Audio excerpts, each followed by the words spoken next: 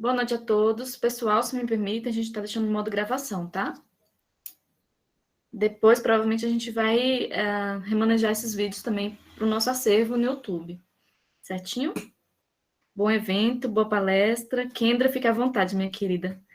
A gente fica aqui toda florida com sua presença. Mais uma mulher. Amo.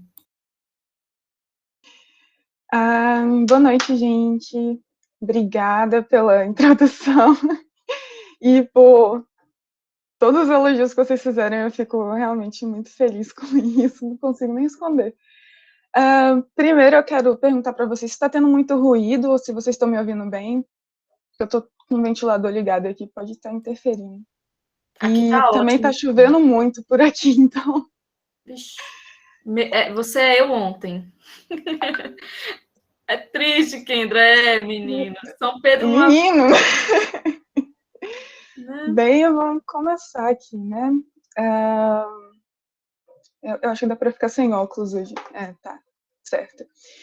Então, gente, boa noite. Assim como a Thalita falou, eu vou reforçar e repetir. Eu sou Kendra Silveira, sou graduanda em Letras Modernas, Português e Inglês e as respectivas literaturas na UESB, Campus Vitória da Conquista, né? E eu atuo no desenvolvimento de pesquisa na área de linguística textual, estudo gêneros discursivos, em suporte digitais e com ênfase na teoria de carnavalização e em fanfictions, né? E é uma coisa bem atual e estou em contato com diversos tipos de escrita o tempo todo e isso só refina cada vez mais como é que eu vou dizer, minha observação sobre. Eu estou no 4º semestre ainda e eu vou compartilhar com vocês, nessas 1h30 que a gente vai ter junto, uma síntese de tudo que eu julguei pertinente para esse encontro de hoje. Né? E 4 semestres parecem poucos, mas quando você trabalha com produção científica desde as primeiras semanas de ingresso na graduação, e tem uma orientadora como a minha, o tempo parece dilatar. E é nessa dilatação temporal que eu aprendi o que eu vou apresentar para vocês hoje. Não só isso, né, como 4 anos de nutrição também me ajudou bastante tanto com a escrita quanto com a leitura, porque eu sempre estive em contato com produções científicas, né, e o tempo é fundamental, o tempo de contato que a gente tem com trabalhos é fundamental para a construção da nossa percepção crítica e a gente começar a manjar certas coisas, né, então vou tentar passar isso um pouquinho para vocês hoje. Pode passar para o próximo slide. Eu já falei isso. Pode passar para o próximo. Isso. Aí. Bem, eu vou me repetir um pouco. Não sei se vocês estiveram... Alguns de vocês estiveram na outra palestra que eu fiz, né? E isso aqui vai ser um pouquinho da continuação daquilo ali. Não dá para introduzir aquelas coisas aqui para as pessoas novas, mas vamos lá. Bem, eu tenho uma proposição em mente, e ela é muito forte para mim, que é perpetuar o que a humanidade vem fazendo desde o início, né? Mesmo que de forma primitiva, que é passar para frente o que a gente sabe, passar o conhecimento que a gente tem para frente. E, para mim, não faz sentido não compartilhar aquilo que a gente sabe. O conhecimento é a única coisa que a gente leva junto quando a gente morre. Então, não faz sentido para mim ficar com isso para mim e não compartilhar, né? Então, por que não deixar isso aqui antes de ir, né? Antes de morrer. Então, para mim, isso é bem, bem forte. Não só por isso, não só pela funcionalidade do que a gente sabe, mas porque a humanidade ela vem transferindo informações desde a replicação e transmissão dos códigos genéticos para a prole, desenvolvimento da linguagem oral, escrita, lendas, histórias, publicação de livro, a criação da academia, né, de publicações científicas até chegar hoje, em um cenário que tem uma crescente democratização do acesso a academia e a informação, né? Então, hoje, mais do que nunca, qualquer um com o celular na mão pode ensinar alguma coisa, seja no YouTube ou no TikTok de 15 segundos a 3 minutos, e é por causa disso, não tirando o mérito dessas plataformas, né, mas é por conta disso que hoje, nesse contexto de pós-verdade que a gente está vivendo, né, com tantas notícias falsas e fraudes, o trabalho acadêmico do pesquisador, do produtor científico, hoje, endureceu mais, consiste mais em reafirmar a integridade, a sua integridade como pesquisador, como produtor científico, por meio da ética de trabalho, né? E do persistente esforço para a inocuidade das informações que se produz na academia, da pesquisa e na divulgação científica. Então, para isso, o trabalho do pesquisador, do acadêmico, do produtor científico tem que começar por dentro, da clareza de pensamento, da prática e do êxito. Eu não sei se a Cláudia já disponibilizou, mas pode colocar o link no chat que eu fiz um documento editável para a gente ir acompanhando essa oficina e vocês vão poder preencher anotações suas. Eu fiz uns slides bem minimalistas mesmo, só para ajudar nas ideias. Então, grande parte do conteúdo dessa oficina vai ser oral. Então, prestem atenção no que eu estou falando, por favor, porque tudo que está escrito aí é só uma base pequenininha. O que eu vou passar mais é falando. Nessa pasta, nesse link que ela mandou, vai ter o documento editável, que ele está com... Eu esqueci qual é o título dele. Ele está com um título em português. Tem um que está em inglês e outro está em português. Tem roteiro técnicas. Isso, roteiro. Pronto. Isso aí. Ele está em PDF. Roteiro técnicas, pessoal, em Word, isso? Porque tem um Word e um PDF. Aí vocês escolhem, porque tem gente que edita PDF também. E é só para acompanhar mesmo. E aí vocês vão fazendo do jeito que vocês quiserem. Pega o bloquinho, abre as notas no computador ou baixa o documento que a gente vai começar. Bem, então, pode passar o próximo, né? Ok, obrigada. Tá, deixa eu ver onde eu parei na minha... certo. Então, tendo em vista essa necessidade da gente reafirmar nossas posições e conferir maior integridade e inocuidade às nossas produções científicas, ao invés de fazer uma oficina para regorgizo científico e autopromoção, ou com qualquer informação que você pode adquirir com um TikTok de 15 segundos, eu vou apresentar ferramentas para você adquirir a sua própria técnica de escrita. Nada de fórmulas prontas, certo? Eu vou dar, sim, outro conteúdo para vocês irem treinando, mas não vá confiando que aquilo vai fazer mágica com você. É você que cria o seu próprio processo. Então, o meu objetivo hoje é apresentar ferramentas que guiem vocês para o processo de conteúdo autêntico na academia. E autenticidade é o ponto alto. Você só adquire com prática, mas a gente vai chegar lá. E eu optei por isso porque é aquela velha história, né? Todos nós somos diferentes, com hábitos, rotinas e habilidades cognitivas distintas. Então, seria muita presunção minha vir aqui e dizer, faz isso, faz aquilo, entende? O que funciona para mim talvez não funcione para você.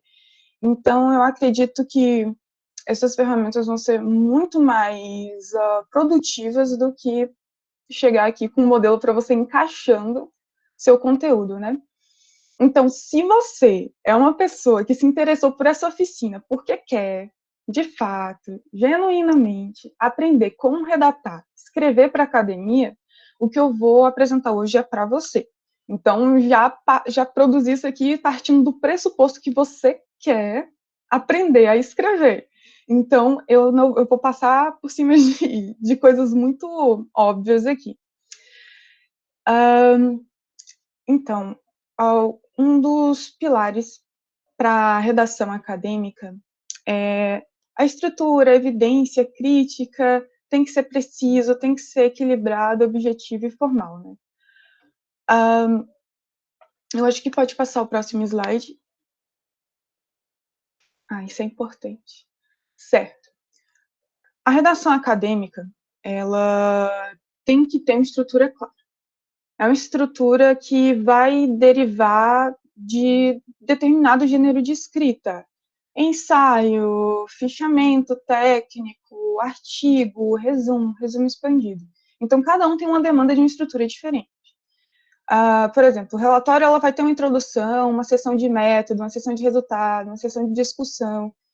Enquanto um ensaio, por exemplo, ele vai ter uma introdução, incluindo uma declaração de tese, vai ter uma escrita assim mais livre, de certa forma, porque se trata de um ensaio.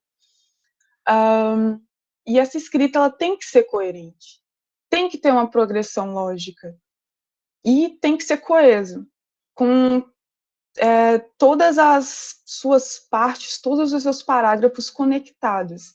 Escrita é algo complexo. É igual, literalmente, um tecido.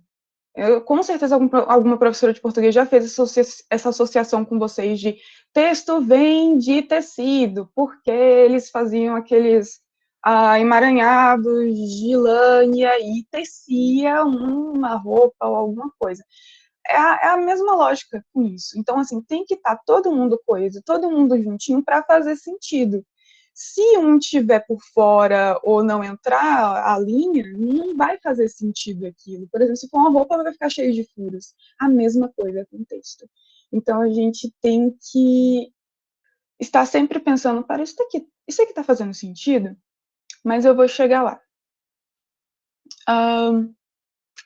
Bem, além disso, né, além dessas conexões, o planejamento tem que ser extremamente cuidadoso. Então, antes de escrever, é essencial ter um planejamento para garantir que o produto final ele seja bem estruturado, com um foco claro, nítido e que tenha uma progressão lógica de ideias, certo? E daqui eu vou fazer um retrospecto bem rapidinho para não acabar com o nosso tempo antes da hora. Bem, eu sou aluna, vocês são alunos, alguns já foram alunos e agora estão ensinando. E os alunos, a gente, né, a gente cresce em um sistema que paga pessoas para lerem seus trabalhos, ou seja, seu professor, ele é pago para te dar aula e ler as coisas que você escreve, de certa forma, né? Então, assim, muitos professores, eu não vou generalizar, mas a sua maioria, principalmente em áreas que não são de humanas, eles não importam com o que você está falando. Não quero saber se você ama o que você está falando. Não quero saber se você ama, deixa eu ver, salvar as tartarugas na bacia de não sei quem. Não faz sentido, entendeu? Ele vai pegar seu texto e vai ver se aquilo está fazendo sentido. Então, assim, não importa quão nobre sua causa seja, você precisa provar que ela é nobre. E você precisa acreditar nisso. Você precisa levar ele a acreditar nisso. Você não precisa provar isso, mas você tem que fazer ele acreditar no que você está apresentando.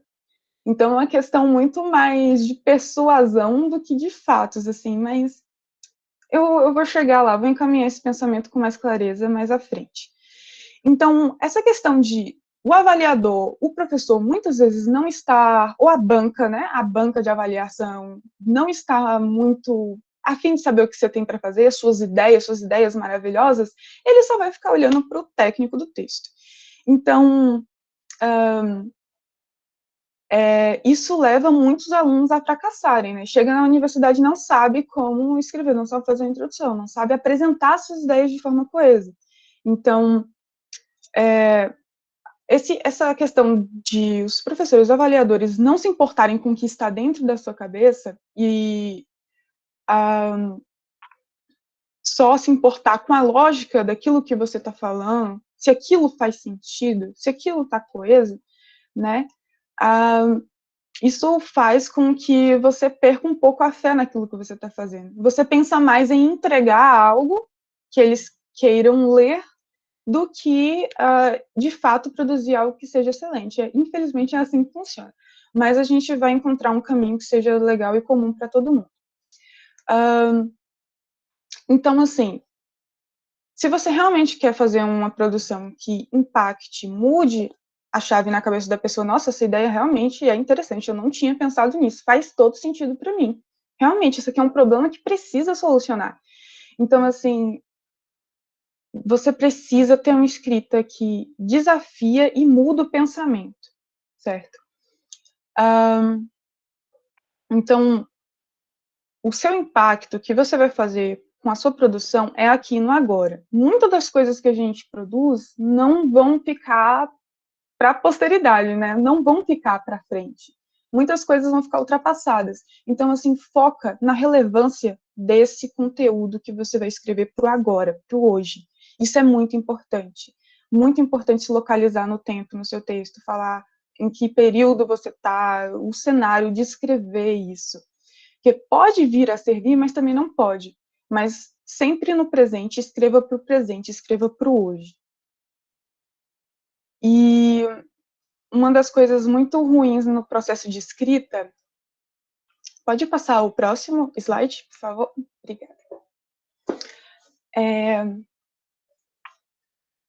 É a questão da frustração, né? Às vezes a gente tem um desejo, assim, de controlar ou acabar com essa frustração advinda da escrita, que você entrega, tem que corrigir de volta, entrega, tem que corrigir de volta. E tem que corrigir de volta de novo, você acha que você não escreve bem, que você não tem capacidade de fazer isso, que escrever não é para você, que essa não é a sua área, você não quer lidar com isso, você quer desistir, toma desgosto, desiste do seu trabalho, não consegue raciocinar, tem bloqueio criativo. Mas frustração faz parte do processo de escrita. Dói muito, mas a gente precisa passar por isso. A gente precisa sofrer essa dor, para depois entender essa dor, refletir essa dor e produzir algo bom.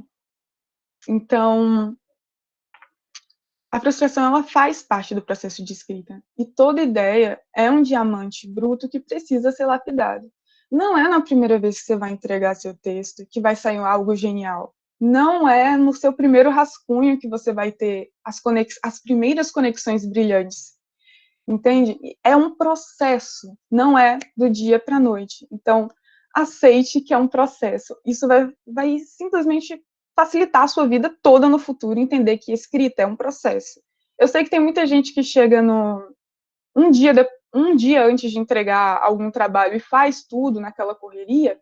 Se funciona para você, bom, mas pensar nisso como um processo, você aprende mais, você aprende a gerenciar seu tempo melhor também, e você aprende dia após dia, você aprende com aquela leitura, é algo que vai ficar em você, não é algo que daqui a alguns dias você vai esquecer sobre aquilo que você escreveu. Pode passar para o próximo. Então, eu estava falando que Kant não sabia escrever. Bem, o problema disso é que, bem, ele não teve tempo para o processo de escrita. Tá entendendo como o processo é importante? Tempo é importante para o aperfeiçoamento. Ele não teve isso. Tanto que ele só teve reconhecimento póstumo, praticamente, né? Então, eu vou tentar ensinar vocês... Ensinar não, né? Porque ensinar é um termo que na licenciatura a gente não gosta muito, não. Eu vou encaminhar vocês a pensarem em formas de produzir com autenticidade, né?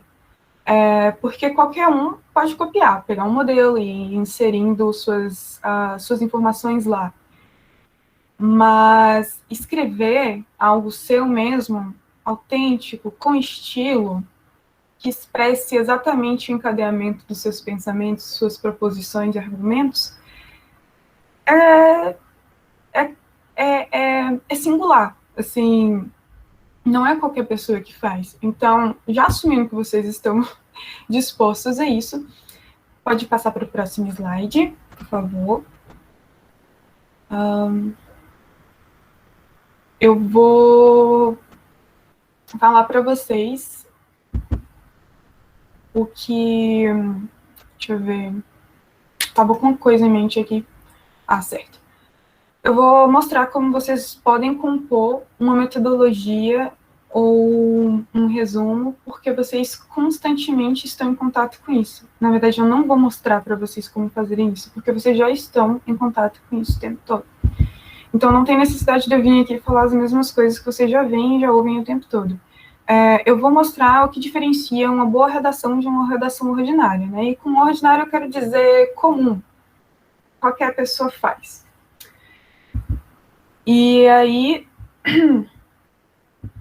a gente tem alguns pilarezinhos, né, importantes para esse desenvolvimento. E eu vou... Como eu vou dizer isso? Vocês podem pesquisar mais tarde, se tiverem curiosidade, sobre retórica em Cícero, retórica e poética, retórica em Aristóteles, que vai esclarecer um pouco mais. Mas o que realmente diferencia a redação boa da redação ordinária, e redação em termos de compor, de escrever mesmo, é a retórica, é a persuasão. Lembra que eu falei que a gente tem que conduzir o leitor a chegar à mesma conclusão que você está apresentando lá, ao invés de apresentar seus dados e provar o seu ponto? Não, você tem que conduzir. E isso a gente consegue com a retórica, persuadindo o leitor. E a gente persuade como? Apresentando dados, suporte e uma escrita que flua. Então, assim, isso é... Como é que eu vou dizer? Isso transfere valor para a sua escrita. Não transferir, esse não é o verbo mais adequado, mas isso adere, né? Mais valor. E aí a gente precisa disso. Retórica para persuasão, valor, organização. Mais à frente vai ter isso. E a função daquilo que você escreve não é mais mudar o ponto, né? Porque partindo do pressuposto que vocês querem escrever algo que faça uma diferença, a função daquilo que você escreve é mudar a visão do leitor, certo? Então você vai usar a escrita para mudar as ideias dos seus leitores, entende? Pensa... Vamos colocar um exemplo aqui por alto, sem posições. Vamos colocar um exemplo aqui. Você quer provar, você quer levar o seu leitor a acreditar que a legalização do aborto é uma coisa positiva para as mulheres, embora você não considere isso certo.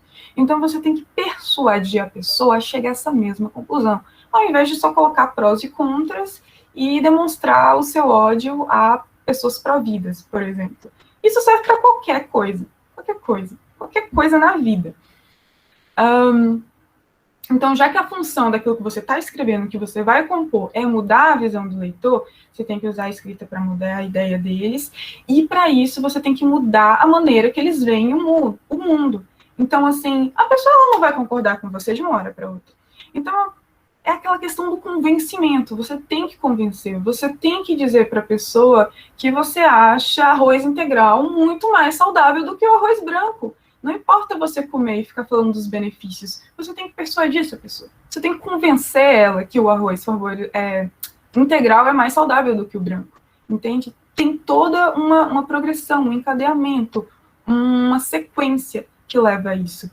Então, isso vale para os escritores e leitores experientes também. Isso que eu estou falando não é novo.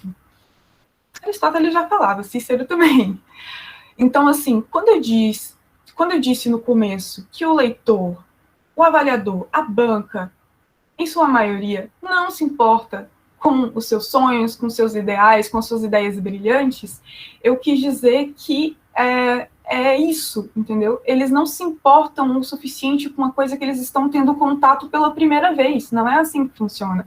E é por isso que sua escrita tem que convencer, tem que persuadir ele a chegar à mesma conclusão que você chegou na sua pesquisa. Então, pode passar para o próximo slide. Sim, eu já falei disso, era para ter passado antes, né? Pode passar novamente. Obrigada. Então, aquela questão do, bem, se eles não se importam, você não vai conseguir mudar a visão de mundo deles só mostrando dados e provando seu ponto. Você tem que agregar essa palavra, agregar valor à sua escrita, valor à sua produção. Porque se ele não for valioso, todo o resto é inútil, entendeu? Se não for valioso, o resto é inútil. E aí você vai agregar valor, conferir valor à sua escrita a partir dessa persuasão, certo? Você vai usar a escrita para ajudar essa pessoa a pensar, conduzir o pensamento dela para chegar à mesma conclusão que você. E escrever, às vezes a gente fala assim de uma forma bem breve, redundante. Né? Escrever é comunicar suas ideias aos leitores. E essa é uma descrição simplória demais usada para expor o que é escrever, né? Isso é uma forma de dizer o que é escrever de uma forma muito rápida. Mas não acreditem nisso. Escrever não é comunicar ideia aos leitores. Ninguém se importa com as ideias que você tem. Mas eles podem começar a se importar se você persuadi-los a isso, a começarem a se importar com causas que são importantes para vocês, se aplicam em qualquer coisa, desde convencer a sua mãe a te dar algo que você quer, de Natal, que já está chegando, até convencer o avaliador da banca que sim, aquilo que você está falando é interessante sim, e sim, você vai prestar atenção em cada palavra que eu coloquei nesse texto, porque eu investi meu tempo nisso, entendeu? É questão de valor. Seu tempo é valioso. Entendam isso. O tempo que vocês gastam escrevendo é valioso. Seu tempo está impresso, está conferido nas páginas que você entrega. Então, não joga seu tempo fora. Não joga seu esforço fora. Essas são duas coisas de valor inestimável que são irrecuperáveis. Então, assim, pense nisso quando você estiver tentando persuadir. Quando tiver aquela vontade de desistir, escrever qualquer coisa só para entregar, pensa no seu tempo, pensa no seu esforço, na energia que você está imprimindo nisso. Então, já que a banca, em sua maioria, não liga para o que você está escrevendo, para suas ideias, né? Você tem que conseguir essa persuasão por meio de um diálogo. Você tem que manter uma conversa fluindo com o leitor. Com o leitor. Então, para isso, tem uma coisa muito irônica, que é justamente o que está no slide agora, que é o seguinte. A banca, ela cobra de você uma linguagem estável, consistente, coerente, perfeita gramaticalmente, isso e aquilo. Mas o que a banca procura naquilo que você escreve é justamente o oposto disso. Enquanto você usa uma linguagem de estabilidade e consistência, os leitores vão estar procurando uma linguagem de instabilidade e inconsistência, cheia de tensões, eu vou explicar um pouquinho mais tarde o que é isso, para poder reprovar você. Não com o objetivo de reprovar, mas ir na contramão é muito mais fácil para você definir se um trabalho é bom ou não. Isso se você não persuadir a pessoa. Entende? Então, esse é o problema de escrita rasa, de redações rasas, de artigos rasos, que falam mesmo que todo mundo e etc. A pessoa só vai ler, basicamente, o resumo, a introdução e a conclusão. E às vezes só o resumo. Então, se você não convenceu no resumo, para que ele vai perder o tempo dele, que é valioso, assim como o seu, mas quem está te avaliando, geralmente é uma pessoa que já passou pelo que você está passando, já está em outro patamar. Então, assim, ele já tem um conhecimento nele e isso tem um valor. Então, ele não vai gastar o tempo dele. Ele não vai... Vocês já ouviram aquela frase, isso é um insulto à minha inteligência? Então, ele não vai se sentir insultado de graça. Então, é por isso que tem que persuadir. Eu vou voltar diversas vezes nisso e eu espero que não fique cansativo, mas faz parte. Pode passar para o próximo slide. Obrigada. Então, eu trouxe uma coisinha que vai abrir um pouquinho a mente de vocês. Pensem nisso, não só na escrita de artigo, pensem nisso para qualquer tipo de escrita, para qualquer coisa na sua vida. Bom, essa checklist é aquela coisa assim de... Sabe quando você se antecede em algo? Mas uma antecedência boa, ao invés de você criar uma expectativa, você realmente faz algo. Você não espera um momento perfeito para escrever. Você começa a escrever até que isso fique perfeito. Você vai fazer um momento perfeito acontecer. Você não vai esperar o momento perfeito acontecer, entendeu? Então, é sobre isso que essa checklist trata. Ela também está no documento, mas vocês podem tirar print. Eu acho muito útil quando você vai começar a escrever. Conhecer a banca. Mas eu estou escrevendo para o meu professor. Eu vou chegar lá também. Conheça quem vai ler. Tente ir atrás. Você precisa conhecer a banca. Você precisa saber quais trabalhos daquela revista, Qualis A1, já foram aceitos e publicados. Olha lá, vai lá, vê a revista, né, de publicação, vê qual foi o artigo resumo publicado, vai nos anais de eventos de anos anteriores, busque publicações anteriores. Então você já vai ter um modelo do que funcionou lá atrás.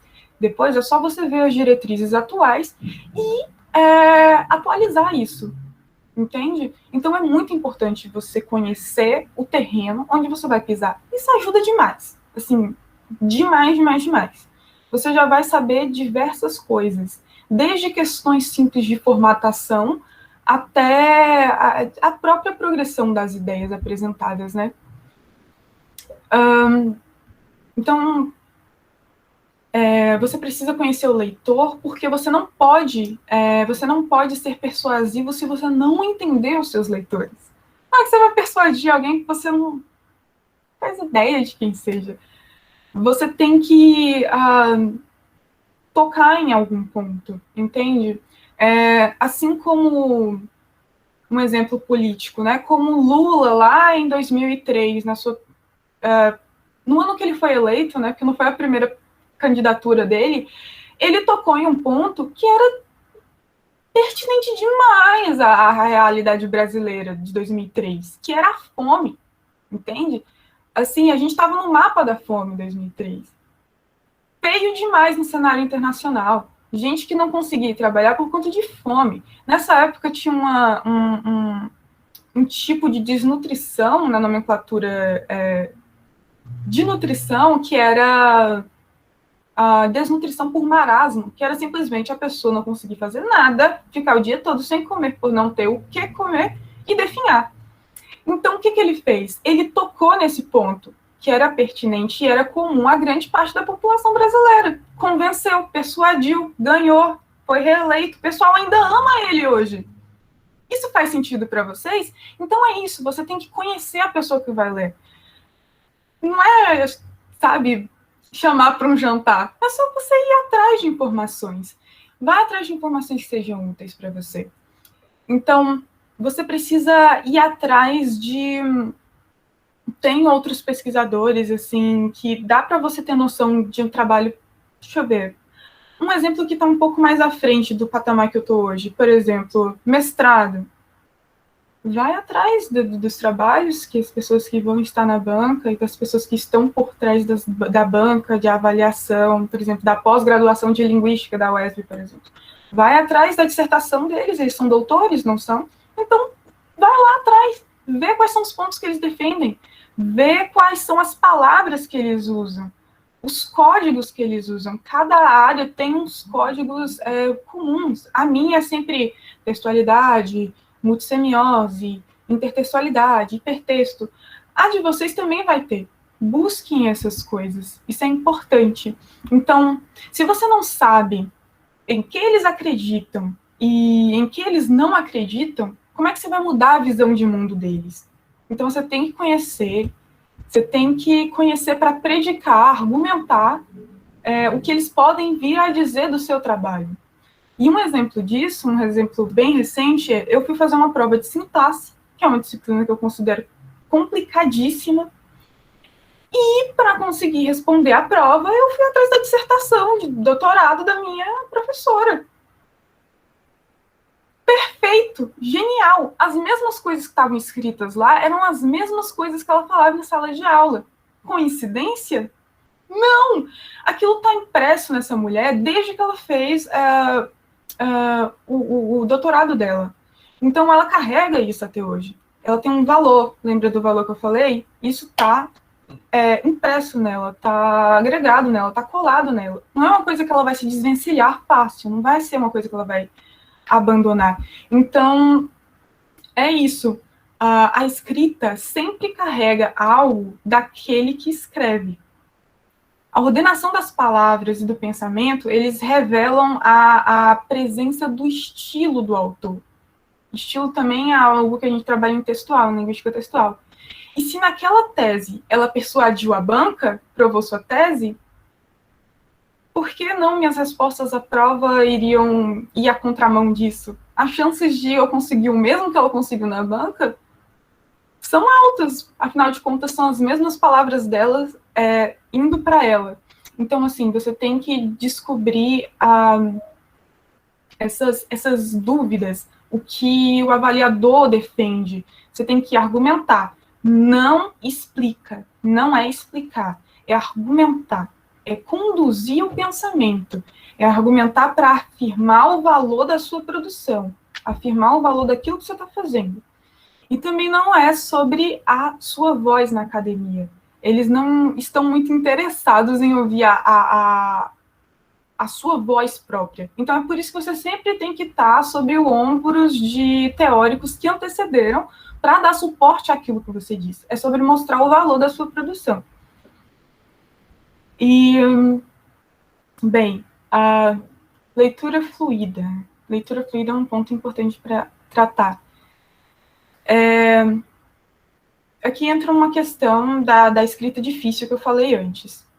E isso se aplica especialmente a alunos da área de direito, que grande parte acredita que uma boa escrita é um regorgizo de palavras arcaicas e termos latinos. Não, hoje ninguém tem tempo para desfrutar da escrita de um graduando qualquer que está submetendo alguma coisa. E assim, com isso, eu quero dizer que ele não vai gastar o tempo dele ouvindo alguém que está falando a mesma coisa que todo mundo está falando. E ainda por cima, comunicando as suas ideias de forma desordenada, caótica, sem valor nenhum.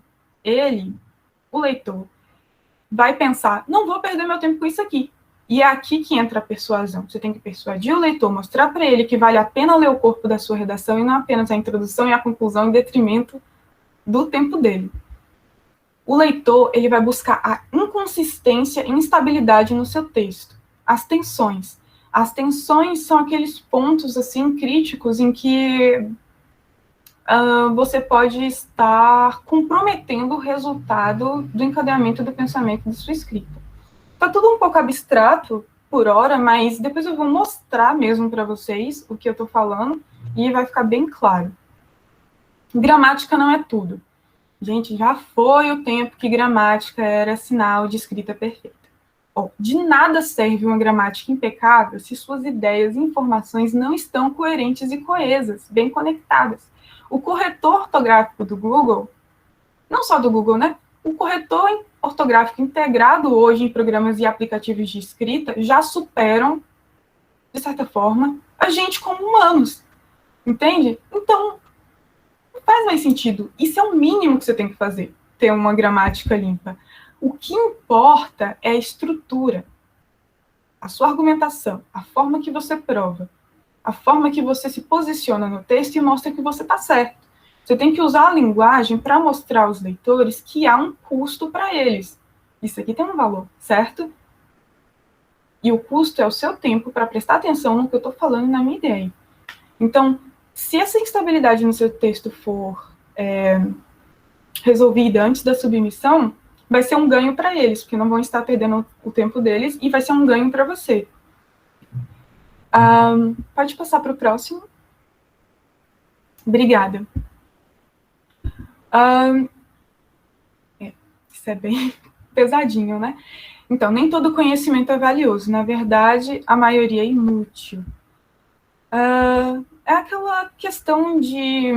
Não sei se vocês já ouviram falar de cultura inútil, de informações inúteis, vai bem nesse sentido. Tem informações que a gente consome hoje em dia que não tem valor. Por exemplo, um vídeo de gatinho pode deixar você feliz, mas qual é o valor que aquilo carrega? Qual a diferença que aquilo vai fazer para você? O valor da informação está no valor das decisões que informam, a forma que você conduz aquilo. Nem todo conhecimento é valioso. Então, na verdade, a maioria é inútil. Então, você tem que agregar valor àquilo que você está falando, dar suporte. Pode passar para o próximo, por favor. Certo. O problema, né, a tese, sempre parte de um porquê, geralmente, né? Bem, se você for convencer a sua mãe a te dar um presente, você vai buscar algo que justifique você ganhar aquele presente de Natal, certo? Vai ser o mesmo contexto. Então, se for para você gastar palavras, gaste enriquecendo o problema.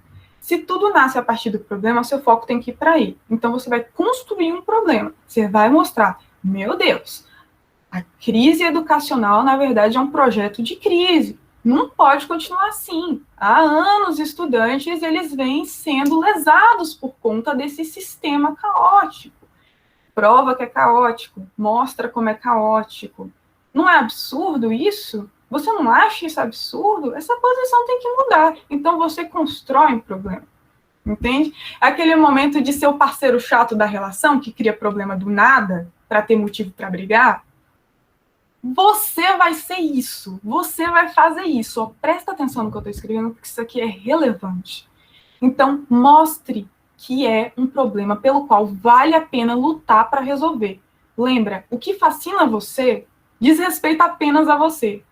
No texto, na produção científica, na redação, a questão é sobre o valor desse problema e sobre o esforço que será empreendido para solucionar esse problema, certo? Para pesquisa, para tudo. Pode passar para o próximo, por favor. A questão da atenção, né?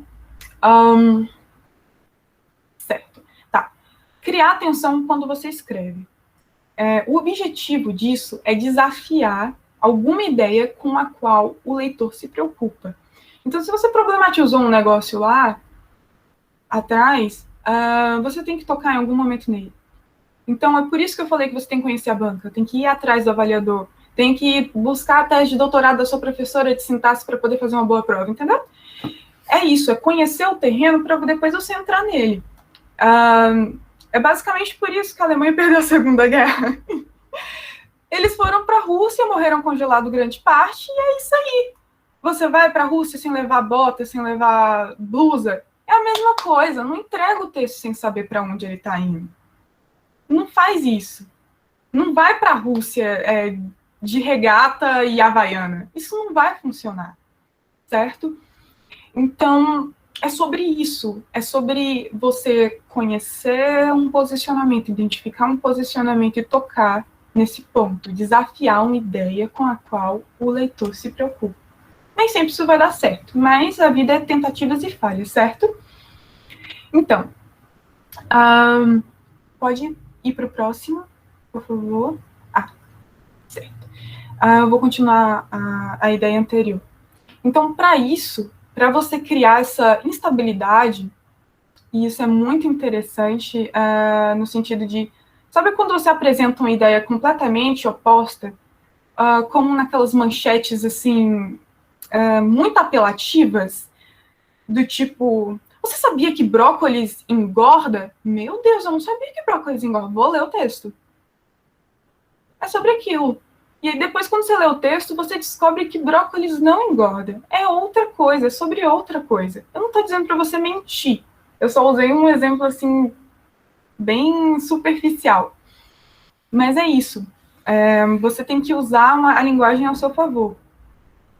E você precisa de palavras de transições para ir criando essa tensão, para ir criando uma estabilidade, para desafiar a ideia do leitor. Por exemplo, A tensão foi criada a partir do momento que eu descobri que brócolis não é... que engorda, que brócolis tem gordura, que não é saudável. Uma tensão. Criou uma instabilidade na minha mente, porque foi de encontro a uma ideia que para mim era comum, normal, que brócolis era saudável. Então, já criou uma instabilidade em mim. Está desafiando tudo aquilo que eu já sei. Ou você pode fazer isso, ou você pode chegar e... oi, banca, eu li as coisas que vocês escreveram. Muito massa. Eu sei o que vocês pensam e aqui está o que eu acho. Ou vocês podem ser mais... oi, banca, eu li as coisas que vocês escreveram. Nossa, que incrível. Eu sei o que você pensa, mas tem muita pouca coisa que você escreveu aqui e isso que você escreveu está errado. Entende? Estão entendendo o que significa a tensão, a instabilidade? E as palavras que geralmente conduzem essas tensões tal coisa é inconsistente. O pequeno e famoso mas... brócolis tem sido visto como um alimento saudável por milênios, mas estudos recentes identificaram a presença... Estão entendendo? É mais ou menos isso. Por onde começar? Certo. Se alguém quiser responder o que está no slide, vai ser divertido para a gente prosseguir. Alguém sabe por onde você começa a escrever?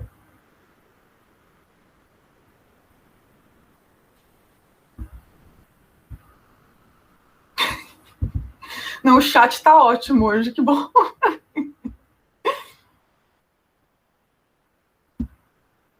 Meu Deus. Boa, boa.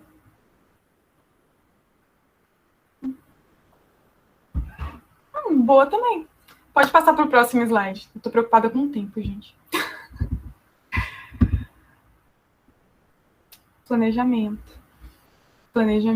Vocês já saíram para ir na rua, para fazer diversas coisas, pagar conta, comprar coisa em supermercado, verificar o horário de alguma coisa, marcar médico, e aí você sempre volta para casa, ai meu Deus, esqueci de marcar o médico. Você não se planejou antes de sair. Você não fez um roteirinho mental de eu vou pagar a conta primeiro, porque a lotérica fica mais perto, depois eu vou para o supermercado, que já fica do lado da lotérica, por último eu vou marcar o médico, porque, sei lá, a clínica abre a partir de 13h. Planejamento. Planejamento é carro-chefe de tudo para a vida, não só para a escrita, mas principalmente para a escrita. Você pode passar para o próximo, por favor.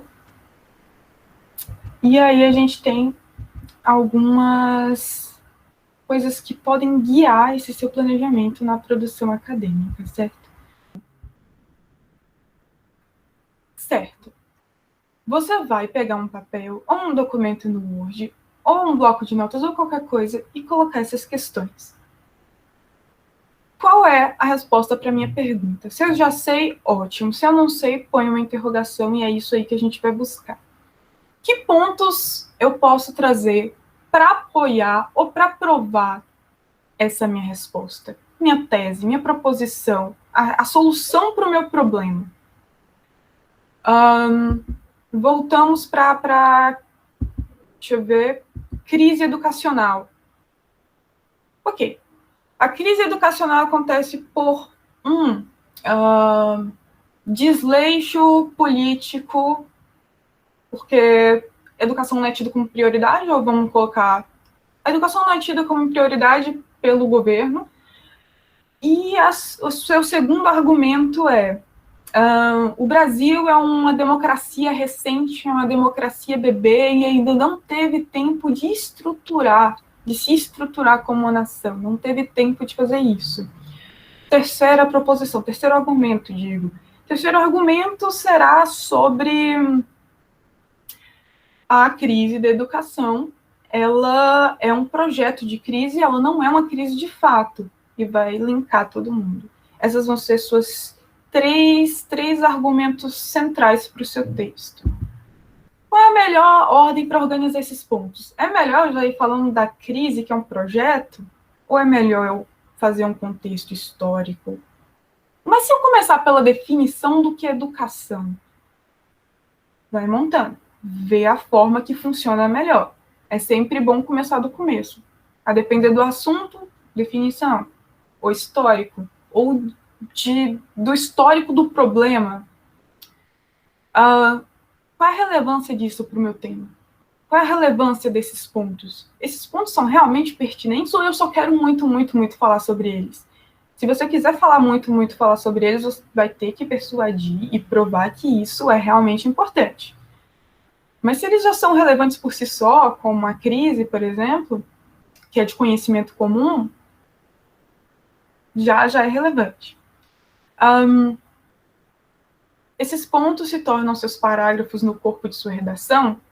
A gente vai ver como montar isso daqui a pouco. Sim, vai entrar no corpo, ou vai entrar na introdução, ou vai entrar na metodologia esses pontos. Onde esses pontos vão entrar? Em que momento da minha pesquisa, do meu artigo, do meu ensaio, eu vou estar colocando essa ideia? Eu vou estar desenvolvendo essa ideia. Então, lembre-se, você está argumentando o seu ponto de vista, mostrando que você está ciente das suas opiniões, mas mantendo sua posição. Pode passar para o próximo, por favor. Vou passar rapidinho nisso aqui, gente, porque eu estou preocupadíssima com o tempo. Próximo. Introdução. Vamos ver aqui o que eu tenho para falar de interessantíssimo sobre isso. A introdução é o que a gente já sabe, né? Intro, dentro, né? Introduzir ao assunto, introduzir ao que você vai falar. Quando você apresenta uma ideia nova para a pessoa, você não pode chegar já falando, voltando à questão do aborto, você não pode ir falando que não, é o direito da mulher mandar no corpo dela, por isso que o aborto deveria ser legalizado. Não. Não é assim que você faz. Você tem que dizer como é, chegar e falar. Não usar palavras como sempre, nunca, etc. Já vem falando. Por séculos as mulheres estiveram em posição não privilegiada, tanto pela sociedade, quanto na academia, ou diante do Estado, e isso vem trazendo reveses à mulher enquanto ser social. E vai falando, puxando. Desde sempre a mulher tem sido vista e colocada na posição de genitora de famílias, e apenas isso, sendo privada da educação, sendo privada do conhecimento. Contraponto. Todavia, no atual século XXI, as posições relacionadas a gêneros têm mudado. Vai mostrando isso. Você tem que mostrar como você chegou àquilo. Você não pode já ir mostrando as coisas, entende? Você tem que persuadir que você quer aquele presente de Natal. Você tem que mostrar o porquê aquele presente é relevante. Por que você quer aquilo. Por que isso é importante para você. Certo? Então, você tem que incluir algumas declarações gerais sobre o assunto para fornecer um pano de fundo para a redação, para o ensaio, para atrair a atenção do leitor. A questão do brócolis. Você sabia que brócolis engorda? Chamou a atenção. E aí você tem que tentar explicar por que você está escrevendo aquilo. Qual é a relevância disso? Por que brócolis engorda? Por que as mulheres têm que ser emancipadas, assim, vamos falar, corporalmente, certo? Então, você pode incluir definição, termo, contexto, incluir falando, né, como isso vai ser abordado na progressão das páginas, a depender do gênero que você vai escrever, introduzir a ideia central, o objetivo central da escrita. Pode ser algo. Por que as mulheres devem ser emancipadas? Por que o corpo da mulher deve ser emancipado? Já é já é uma coisa boa. Certo? Pode passar para o próximo. corpo da produção. O corpo do texto ele é basicamente tudo aquilo que não é... Deixa eu ver... É meio errado falar isso, que não é a introdução e a conclusão, porque a introdução e a conclusão são coisas que a gente geralmente tem que fazer por último, certo? É muito mais produtivo. Então, no corpo, você vai ter a sua argumentação, vai ilustrar, vai exemplificar, vai conectar essas ideias, os conectivos, frases de ênfase que a gente vai falar lá na frente ainda, e vai mostrar o propósito de você estar escrevendo aquilo, o propósito de você estar apresentando essas ideias, o valor disso, e vai conduzir a pessoa com as frases de ênfase, as frases e palavras de conexão, mas, todavia, entretanto, essas coisas. E o propósito do que você está escrevendo, ele tem que ser claro. O leitor, ele tem que ser capaz, plenamente, de acompanhar o desenvolvimento daquilo que você está escrevendo e capaz de entender aquilo que você está escrevendo. Certo? Então, clareza é essencial. Pode passar para o próximo. Obrigada. Fluxo de parágrafos. Isso é o que vai dar vida ao que eu falei anteriormente. Você tem que lembrar que persuadir o leitor é o objetivo. Você tem que persuadir ele a concluir o mesmo que você concluiu com o seu trabalho ou com sua pesquisa. Então, para isso, você precisa fazer os parágrafos fluírem em diálogo. Em diálogo, eu quero dizer coeso. Quando você está conversando com uma pessoa, a pessoa está entendendo o que você está falando, e ela comenta e volta para você, você volta de novo com aquela ideia que a pessoa falou, em cima daquilo que a pessoa falou. Então, o texto tem que dialogar com a mente do leitor. Os parágrafos, eles... você vai estruturar a partir de uma frase tópico, que eu vou mostrar. Frase tópico, por exemplo... A crise educacional é um projeto de crise, não uma crise, de fato. Pronto.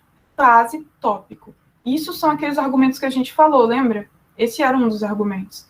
Então, essa frase tópico vai ser um desses argumentos que você vai desenvolver nesse parágrafo. E depois vai vir a sentença de apoio, só para colocar lá. É uma crise, é um projeto de crise, porque isso, isso e isso, porque conecta com o que você falou dos governantes, entendeu? Vão ser aquelas frases que vão apoiar aquilo que você está falando, que vão dar suporte, ênfase. Vão ser detalhes que vão auxiliar a pessoa a entender aquilo que você está falando e a expandir a ideia principal do seu argumento, da sua frase tópica. E a sentença final, ela é um arredondamento. É um resumo do que foi dito, de tudo o que foi dito e disso que você falou. Essa sentença final vai ser uma conclusão lógica a partir dele. Geralmente, a mesma frase, geralmente pode ser a primeira frase tópico. Isto posto, percebe-se que, ou evidencia-se, whatever, que a crise da educação não é uma crise, é um projeto. Ou a ênfase, depois de ter argumentado. E tudo isso com essas palavras de vinculação, certo? Também, bem como, etc. Pode passar para o próximo, por favor. E aqui a gente tem um exemplo bonitinho do que eu falei. A gente vem com a frase tema, certo? A frase tema, ela é aquele argumento, aquela frase tópico, que vai estar aqui e você vai desenvolver, né? Ela introduz a ideia principal do parágrafo, pode ser uma observação, um argumento, um contraponto, algo para chamar a atenção. E aí aqui tem, né? A autoavaliação também pode desenvolver habilidades que tornam um aluno mais atraente para potenciais empregadores. A gente já entendeu tudo. A gente já entendeu tudo que vai falar ali. A gente já entendeu que a palavra-chave está no lugar errado aí. Mas ignorem. Vocês já entenderam que vai falar da autoavaliação como a possibilidade de desenvolvimento de habilidades e a argumentação positiva disso, que é atrair um aluno para o emprego, para ser empregado futuramente. Já entendeu o parágrafo todo. Mas por que também pode... Mas por que essa autoavaliação é interessante? Aí vem o corpo. O corpo principal em que a afirmação inicial é desenvolvida e aplicada. Os empregadores valorizam os alunos com habilidades em autoavaliação porque esses tipos de habilidades são relevantes para uma ampla gama de contextos de emprego. Isso poderia ser simplesmente, deixa eu ver, alunos com habilidades em autoavaliação têm mais valor ou são mais relevantes para o mercado. Mas aí você vê que tem um porquê ali conectando, que tem umas frases que dão suporte para isso, e aí vai, e eles querem, nananana. Conclusão, os alunos que desenvolveram uma abordagem autônoma para a aprendizagem estão bem... Está escrito errado ali, porque foi uma tradução, gente. Eu às vezes me perco nas traduções. No caso, eles estão bem preparados para o aprendizado ao longo da vida, que continuará ao longo e além de suas vidas de trabalho.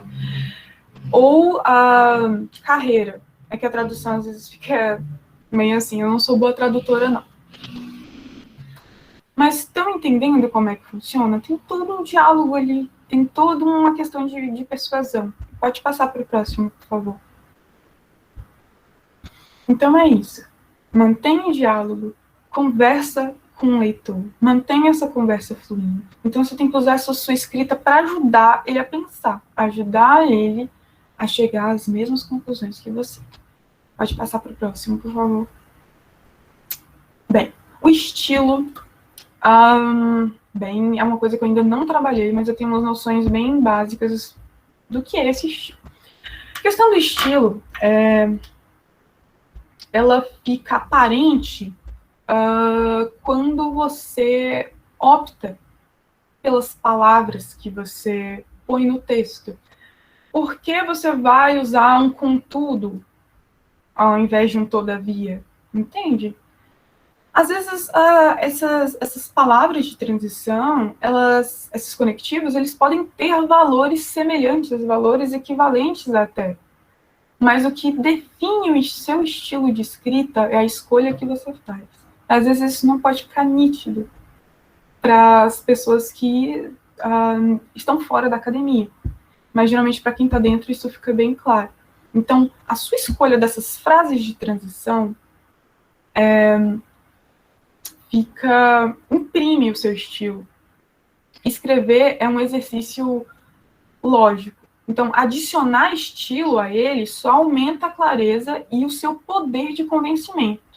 As frases de transição, como ao passo que tal coisa, na medida que, por isso. Outra coisa também que ajuda, que são as frases para ênfase, usar a voz passiva. No exemplo que eu coloquei aí, por exemplo. O que soa mais enfático para dar suporte às suas proposições?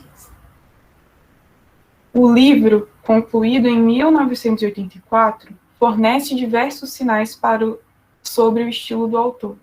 Ou, concluído em 1984, o livro fornece diversos sinais sobre o estilo do autor.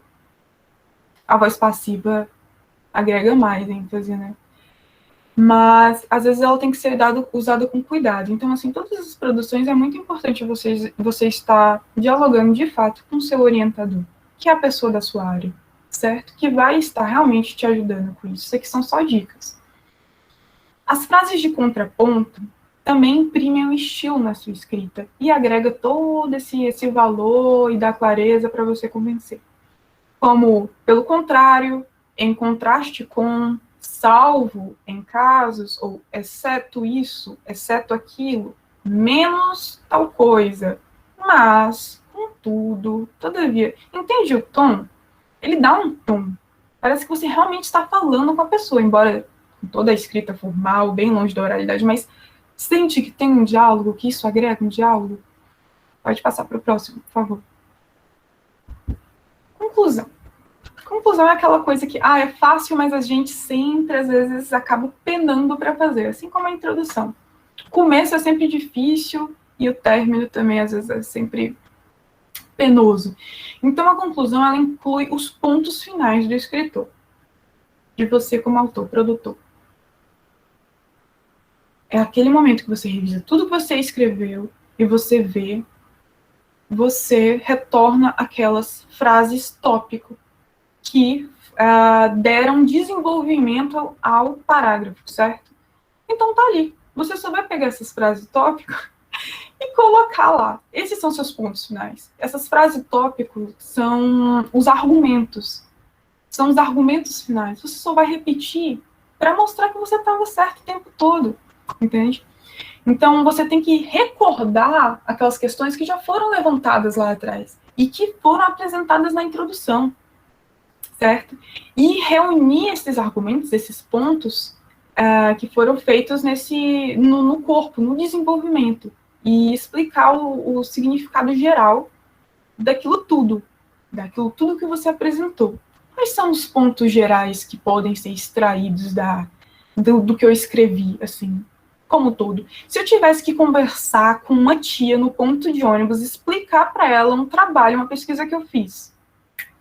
Linguagem fácil, concisa, rápida e que compacte muito bem a ideia, as ideias, as suas ideias, os argumentos, certo?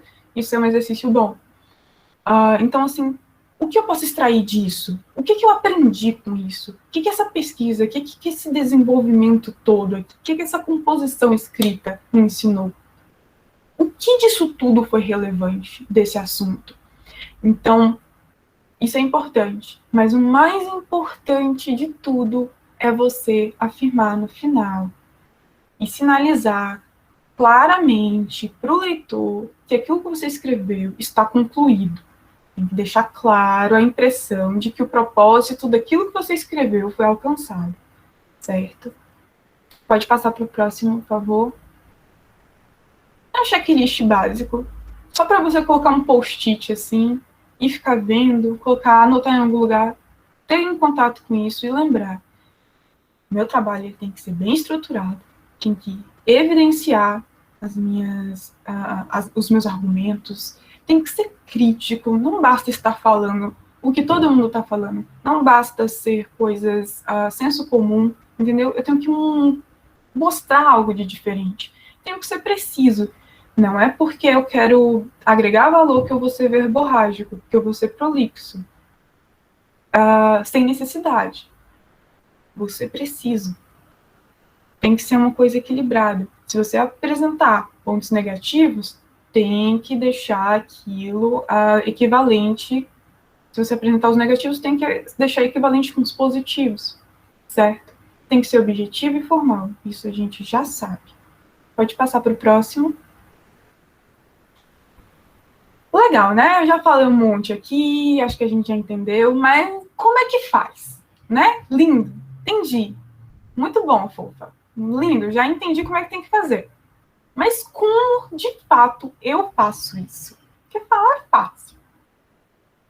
Então, isso aqui são as coisinhas que funcionam para mim e para diversas outras pessoas que dão dicas de produtividade na internet, mas eu vou colocar meus comentários particulares aqui para a gente ir para a prática, porque, meu Deus, meu tempo já acabou praticamente, né?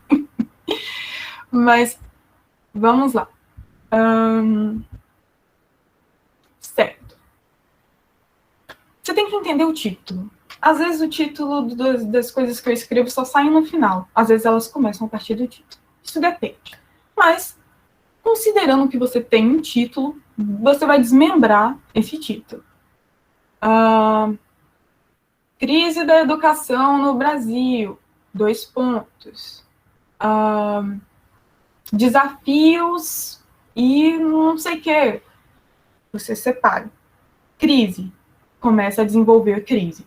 Crise é caracterizada por um processo de não sei o quê, que dificulta o desenvolvimento de tal coisa. Crises são caracterizadas por isso. Crises acontecem dessa forma. O que fomenta uma crise? Entende? Educação. A educação, explica o que é educação, fala que aquilo é importante, fala por que aquilo é importante, prova que aquilo é importante. Faça a pessoa acreditar que a educação realmente é importante para todo mundo. Todo mundo, todo mundo. Desde, né, pessoas normais, comuns, privilegiadas, até minorias, pessoas em situações de vulnerabilidade social, etc. A educação é importante para todo mundo. Convença a pessoa. Desmembra isso. Deixa cada palavra separada e pense nessas palavras isoladamente. Educação, crise, os desafios. Quais são esses desafios? Entende? Esse título tem que estar no corpo do texto. Certo? Às vezes é a sua primeira frase também.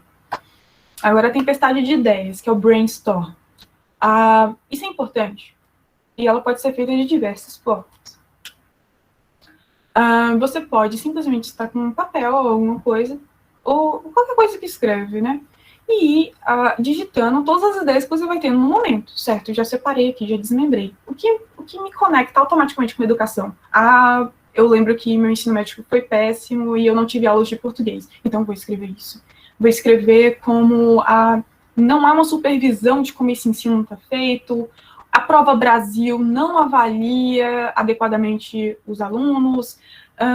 O que me lembra mais? O ensino médio, o ensino é péssimo, o ensino público é péssimo, não prepara os alunos para o Enem. Vai conectando, vai criando conexões. Isso também pode acontecer em formato de mapa mental, né? Então, você vai listando todas as ideias que você tem, faz um mapa mental, ou só vai escrevendo. Escrever as primeiras coisas que aparecem na sua mente é brilhante. É brilhante. Você nunca sabe o que vai sair. E, às vezes, é o que mais ajuda. Então, isso ajuda. Escreva com o conhecimento que você tem agora. Não precisa sair para pesquisar a definição de educação. Abre um parênteses, coloca lá, inserir definição de educação.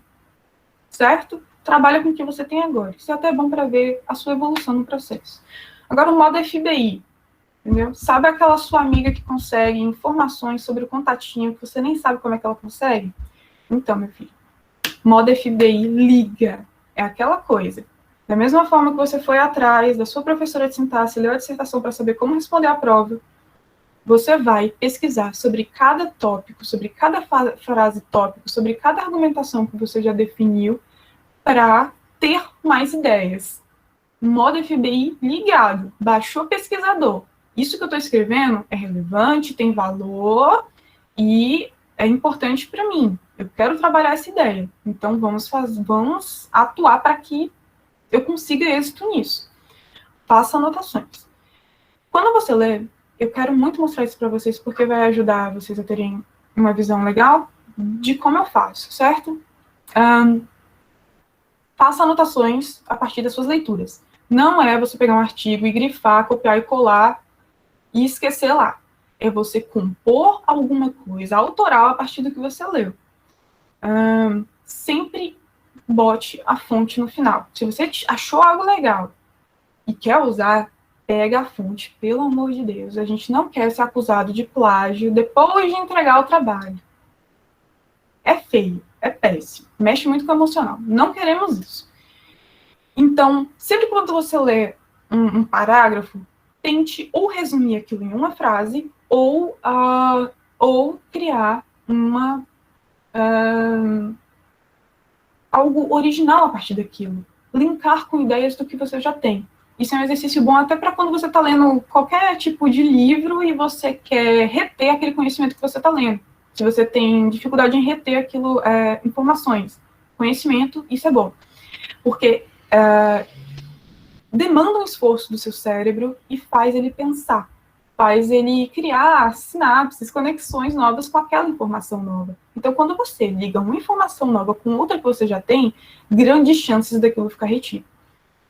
Faça esboço escrito. Use um pré-texto. Então, esse é o meu pré-texto, gente. Faça um esboço escrito. Depois que você já teve as ideias lá e tal, sim, sem muito compromisso com o que vai ser entregue, faça uma versão totalmente crua. Vai lá e escreve sobre a crise da educação, que é um projeto. O que você acha mesmo? Seja sincero. E depois você vai lapidar aquilo. Você escreve o primeiro rascunho focando nas ideias e no conteúdo. Só na argumentação. Só na argumentação. O sumo daquilo. A espinha dorsal. Não pense em gramática. Se você escrever conexão com C, cedilha, acento, deixa. Depois se arruma. Ou o corretor vai arrumar para você. Não liga para a gramática. Se isso acontecer de forma natural, ótimo, mas não tenha isso como uma preocupação, porque está tudo cru. Esse é seu momento com você. Outra coisa que ajuda também é pedir feedback de um amigo. Quando você está muito focado no texto, você já leu aquilo tantas vezes que tá em você aquilo. Aquilo não é novo. Não vai fazer diferença nenhuma. Você também não vai saber diferenciar se aquilo tá bom ou não. Então, é bom pedir ajuda para alguém que está fora daquilo que você está trabalhando. Porque aquela pessoa vai vir com uma visão limpa do que você está trabalhando, do que você escreveu, do seu trabalho. Então, ela vai ter... ela vai saber dizer o que está estranho. Vai surgir dúvidas, mas eu não entendi por que a crise é um projeto de crise e não uma crise em si. Pronto, já descobri uma coisa que você não colocou. Uma pessoa com a visão limpa, ela vai saber localizar esses furos naquilo que você escreveu. Rascunhar novamente o trabalho, que geralmente quando você manda para o orientador e chega com todas aquelas listas vermelhas, aqueles balãozinhos com comentários, aquelas coisas tudo riscadas, e você olha assim, meu Deus do céu, eu gastei meu tempo para nada. Esse é o momento de rascunhar de novo, e por último, vem tudo, lapidar. Revisar a gramática, pontuação, ortografia, o sentido de tudo, e é bom fazer isso por último.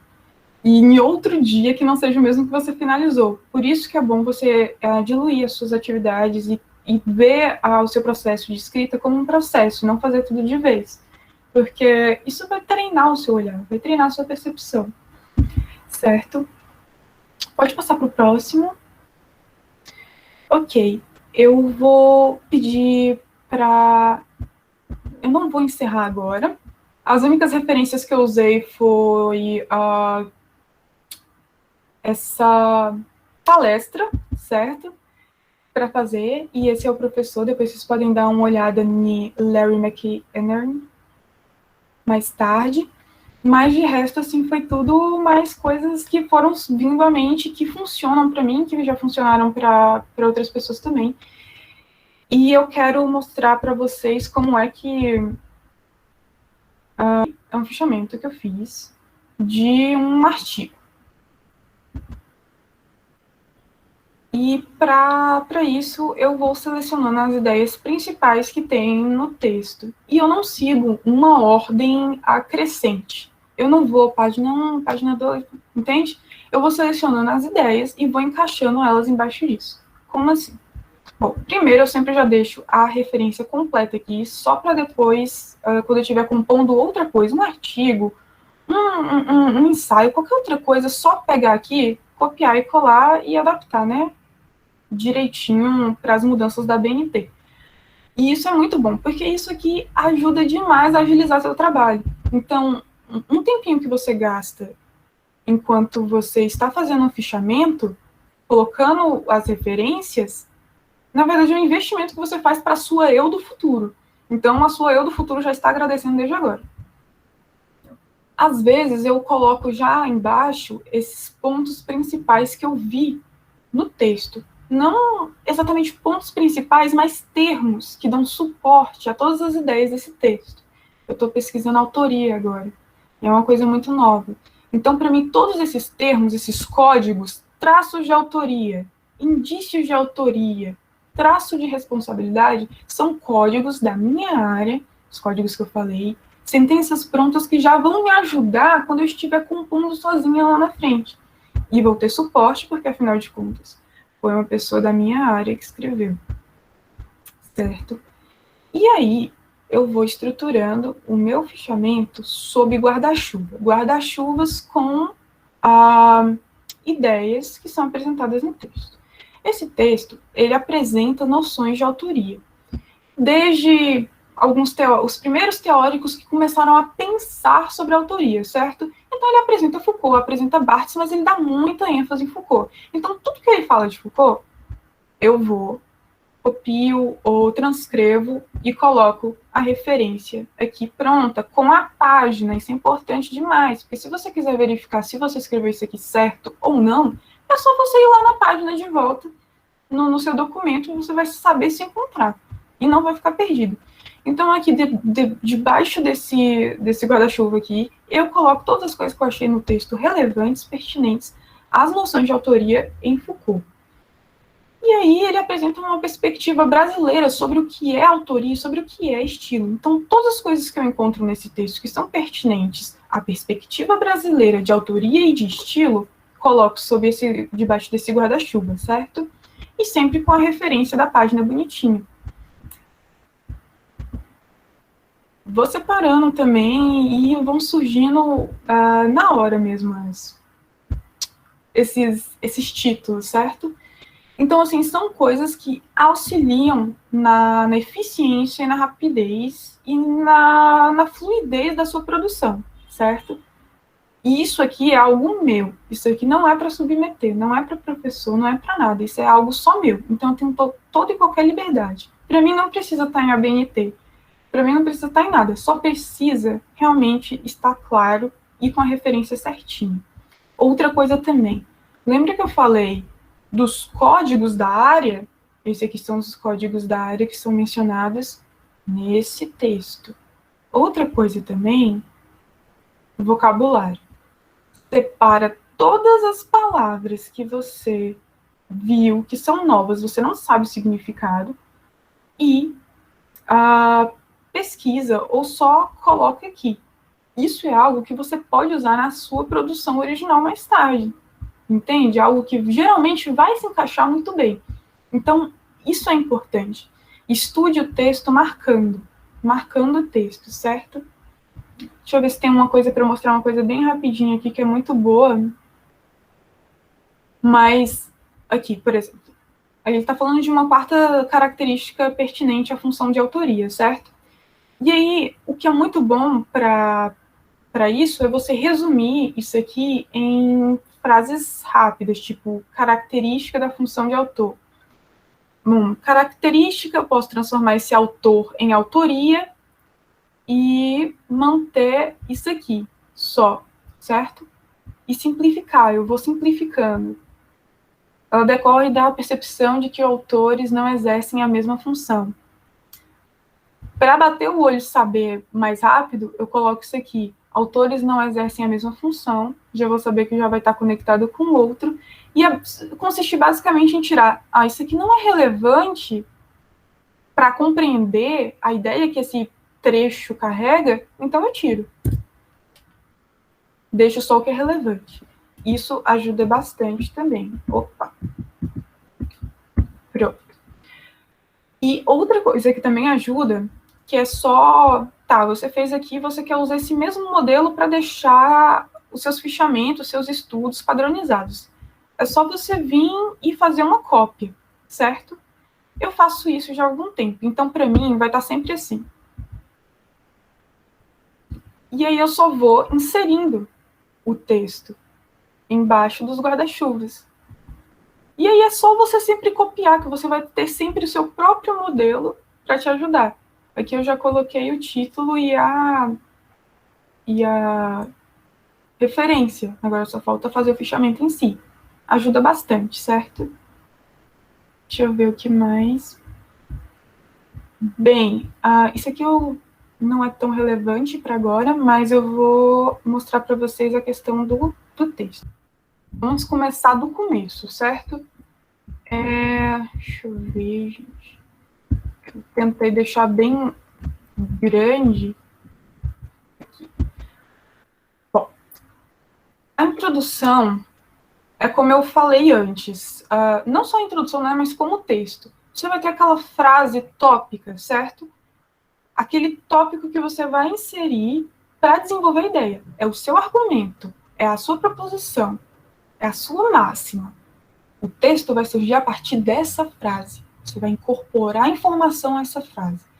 E aí, vamos aqui para o começo da introdução. Isso aqui vai ser o desenvolvimento da nossa introdução. A frase tópica dessa introdução é: a Base Nacional Comum Curricular é uma referência nacional para a elaboração dos currículos e propostas pedagógicas da rede e instituições de ensino. Essa é a frase tópica. Essa é a minha proposição. É isso que eu quero desenvolver aqui na introdução. Então, eu vou agregar a essa frase tópica características.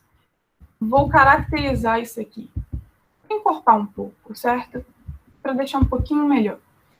Então, eu vou caracterizar com: a Base Nacional Comum Curricular é uma referência nacional para a elaboração dos currículos e propostas pedagógicas das redes e instituições de ensino. Além disso, vou caracterizar aqui agora, pretende estabelecer um conjunto de aprendizagens que todos os alunos devem desenvolver.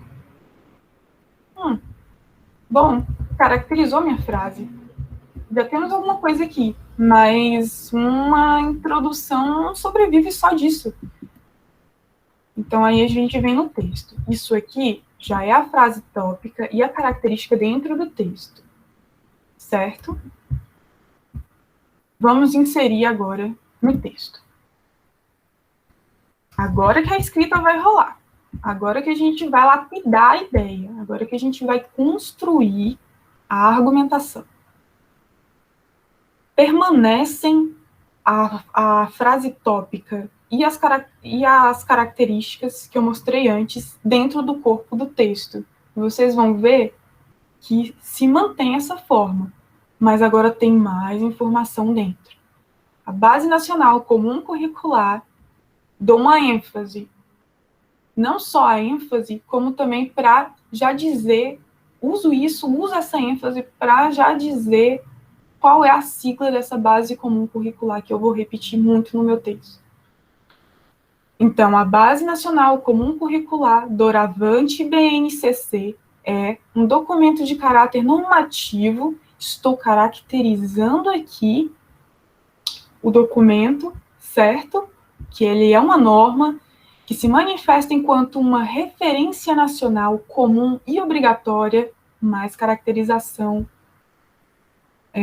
para a elaboração dos currículos e propostas pedagógicas das redes e instituições de ensino. Conectivo para fazer o texto fluir, pelas palavrinhas de transição.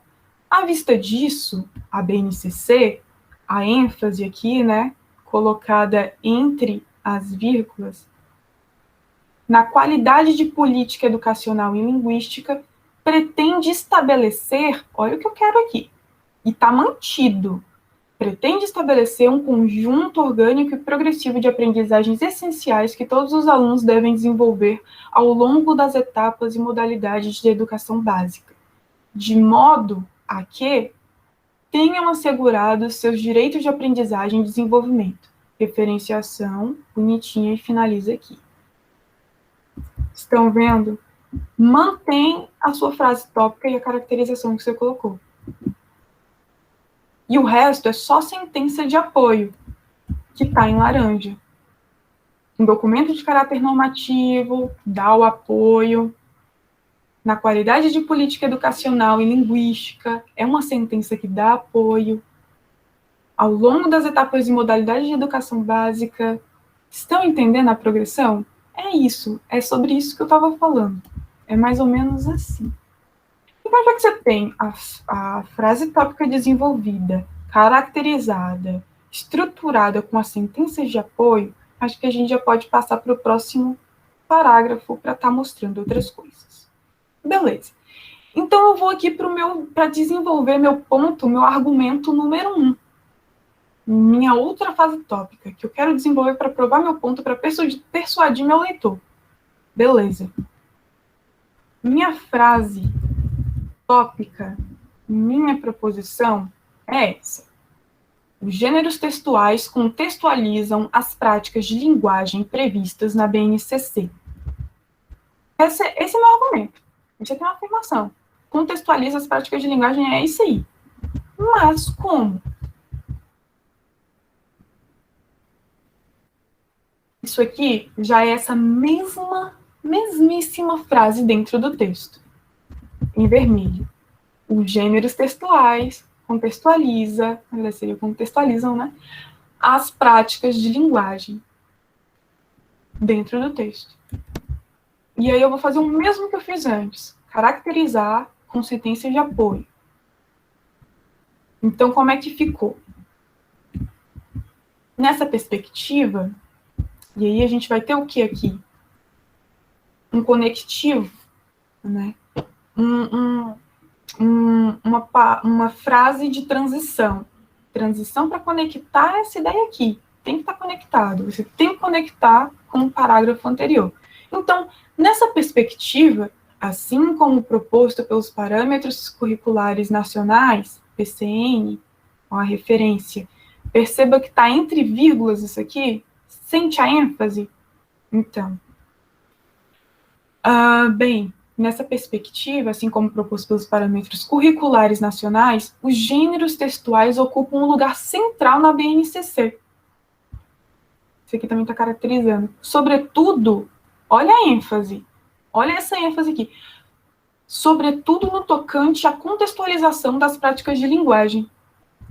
Esse sobretudo, ele conecta com palavras de ênfase. No tocante a desse modo, que é o conectivo por si só, enquanto, além do, assim, isso está fazendo fluir o texto. Desse modo, flui, enquanto, flui, além de, assim. Certo. Vamos destacar a ênfase aqui agora.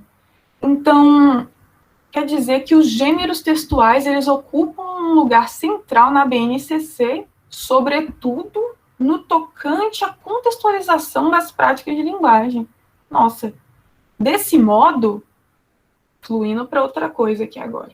A BNCC, enquanto política linguística, ênfase, sugere, e esse sugere? São os famosos verbos dicende, são verbos que a gente usa para dar voz. Em narrativa ficcional é muito utilizada ele disse, ele afirmou, ele propôs. Então, esses são os verbos dicende. Vocês podem dar uma olhada na internet que é cheia. Isso vai enriquecer o seu texto. Vai dar ênfase, vai conectar e enriquecer o seu texto. Então, desse modo, a BNCC, enquanto política linguística, sugere para o ensino de língua portuguesa o trabalho com um amontoado de gêneros textuais discursivos que circulam nos diferentes campos de atuação social. O documento endossa, olha que verbo legal. O documento endossa com isso, não é só endossar. Com isso o quê? Com essa questão dos gêneros textuais discursivos. Então, tá fluindo, tá dialogando, tá conectando. Então, o documento endossa com isso uma educação mais concreta e menos abstrata, com práticas de textos orais e escritos contextualizadas, além do comprometimento com o desenvolvimento de competências que permeiam a leitura e a escrita, vírgula, favorecendo, vírgula, assim, olha como esse assim dá uma ênfase.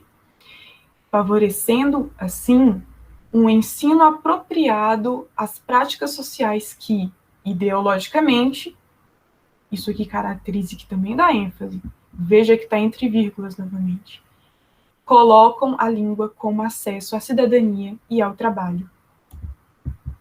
Então, isso aqui é a prática um pouco do que eu falei antes para vocês. E o documento é todo assim, a gente podia fazer até uma exposição, gente. E aqui, eu só vou mostrar porque eu fiz, né? Tem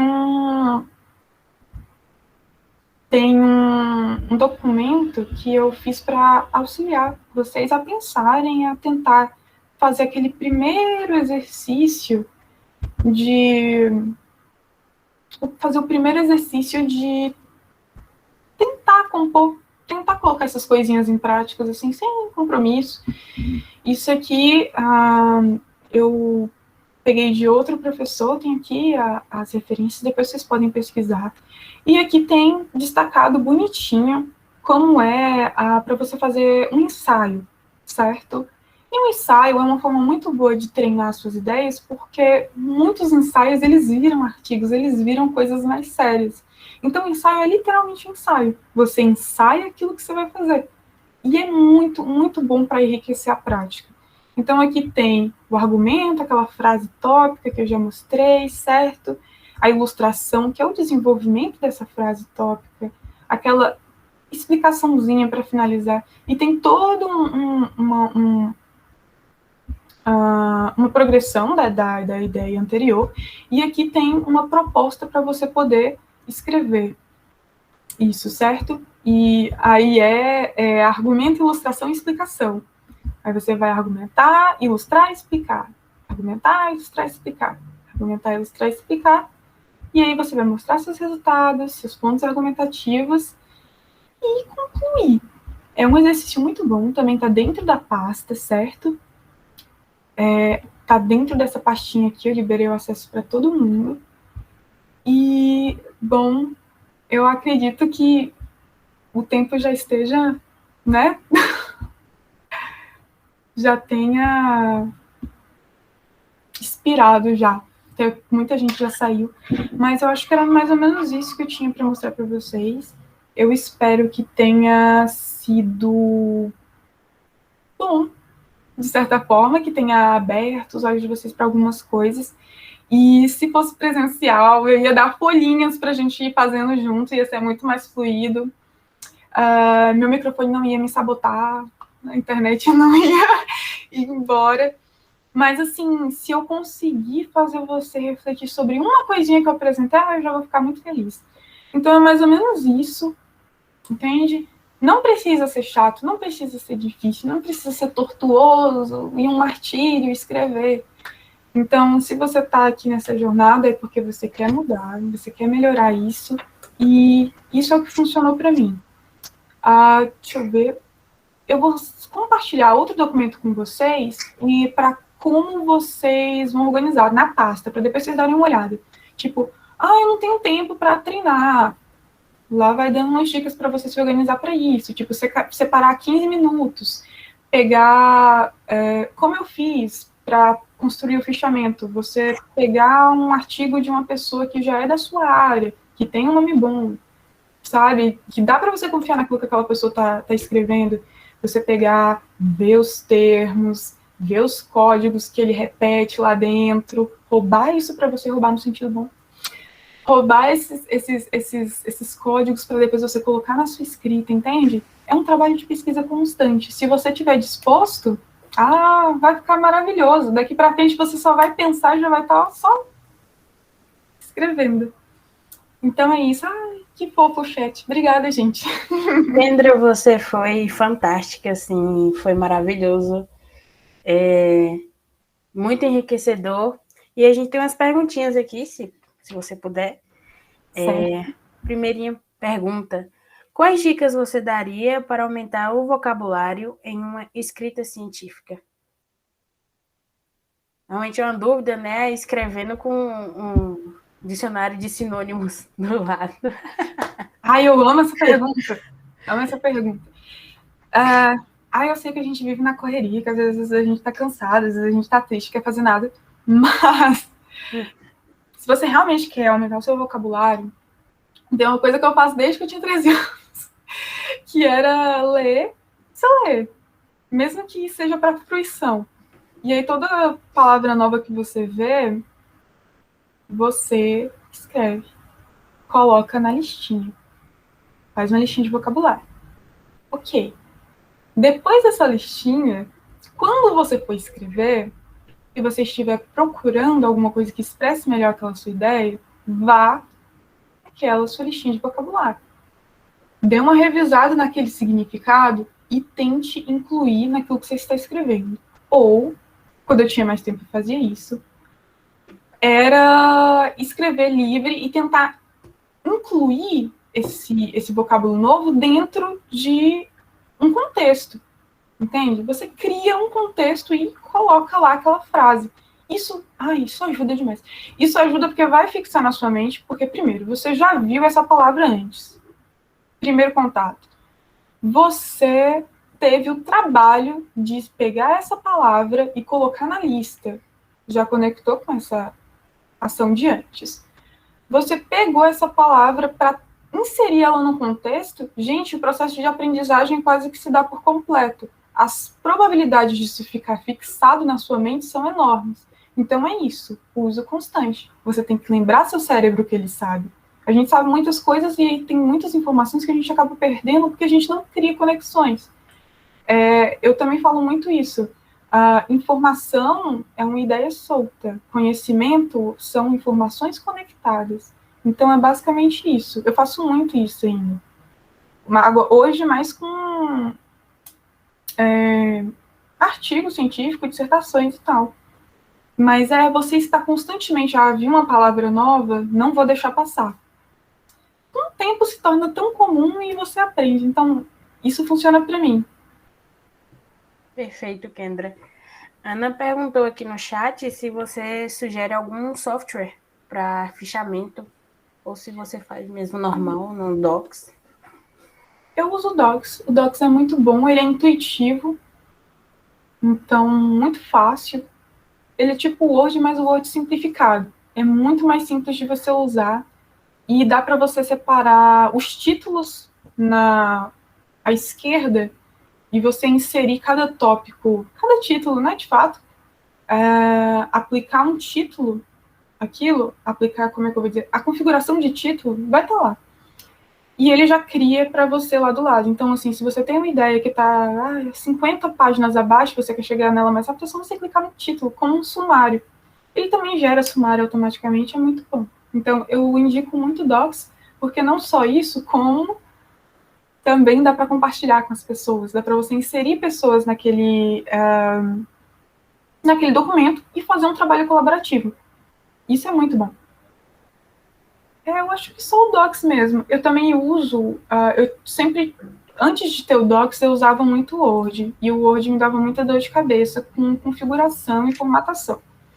Então, às vezes pode parecer um pouco trabalhoso, mas para mim funciona muito bem. Eu uso muito o bloco de notas, que é o primeiro editor e o editor mais simples de texto que surgiu no Windows. O bloco de notas, todo computador tem. Você copia das coisas, do seu artigo, do que você estiver lendo. Você pode copiar, coloca lá no bloco de notas que está aberto, bonitinho, e depois você só copia e coloca de volta não, você coloca no Docs. Por quê? Porque o texto que está no bloco de notas, ele meio que limpa a formatação. Então, sempre que você for jogar lá no Docs ou no Word, ele vai estar com a última formatação que você fez. Se você usou um Arial 12, ele vai entrar lá como Arial 12. Ele não vai entrar como Times New Roman, que você tirou lá do texto, como um Geórgia 13. Entende? Ou um Calibre. Ele vai sempre estar formatado. E isso me ajuda bastante com a questão da formatação. Perfeito. Obrigada. Outra pergunta. Você teria alguma dica ou técnica para elaboração de título para artigo científico? Título. Ai, que maravilha. Gente, título é a coisa mais incrível do universo. Isso também se aplica para a questão de você ver uma ideia boa, você anota. Você tem a ideia boa, você anota. Você vê um artigo bom e você pensou, nossa, eu gostei da forma que ele expôs esse título. Achei interessante. Vou escrever. Escreve. você vai ter um repositório, um relicário de ideias. Outra coisa também é você escrever aquele título e ir reescrevendo ele diversas vezes de formas diferentes, reordenando as palavras. Isso me ajuda muito, vocês não têm noção. Você escreve a mesma coisa diversas vezes. E aquilo, às vezes, pode dissociar do sentido e, às vezes, pode criar conexões diferentes. Você pode perceber outras coisas. Como é que eu posso dizer isso de outra forma? Isso ajuda também. Outra coisa deixa eu ver. Eu gosto muito de interdisciplinaridade. Há 2 meses atrás eu estava lendo muito sobre física e astronomia, estava lendo Hawking, e aí coincidiu de ser o mesmo período que eu estava fechando uma pesquisa. Então, eu usei muitas analogias à física, sabe? Sob esse prisma, então temos 3 espectros bakhtinianos, que é o meu teórico, né, Bakhtin. Então, sob esse prisma, temos 3 espectros, eu apresentei os espectros. Estilo, enunciação, dialogia, e apresentei essas coisas como espectros. E aí eu usei as características de espectro de luz para estar explicando essas coisas, essas máximas do meu teórico. Então, fazer analogias às vezes é muito bom, metáforas também é muito bom, mas você tem que saber usar direitinho. Deixa eu ver, eu acho que tem mais uma coisa interessante. Trocadilhos é muito bom. Um artigo que eu fiz esse ano, como eu trabalho com fanfic, a gente fez um artigo que era falando sobre A Culpa é das Estrelas e Para Todos os Garotos que Eu Já Amei. Então, tinha essas 2 obras, e as 2 obras, elas foram para as telas, viraram obras cinematográficas, certo?